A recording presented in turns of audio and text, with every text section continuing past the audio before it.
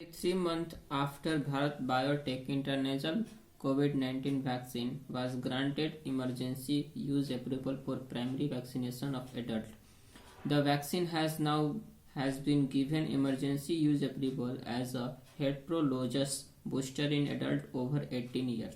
Unlike Covaxin, an inactivated vaccine, the intranasal vaccine uses a viral vector platform that utilizes a recombinant adenovirus as a vector. As a heterologous booster, the intranasal vaccine was tested on around 875 participants immunized earlier with two doses of either Covaxin or Covishield.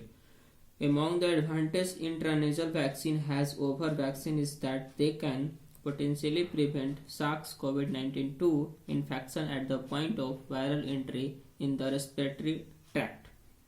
They are also far easier to administer as in the case of intranasal vaccine for primary vaccination.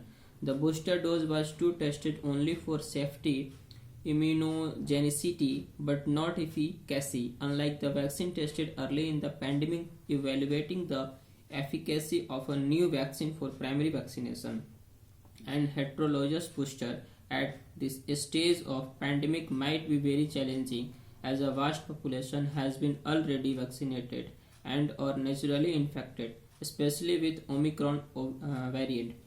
However, even higher immunogenicity need not necessarily translate into higher efficacy, particularly the ability of vaccine to prevent infection. The SARS-CoV-19 2 virus has now acquired an even greater ability to evade existing immunity and cause an infection.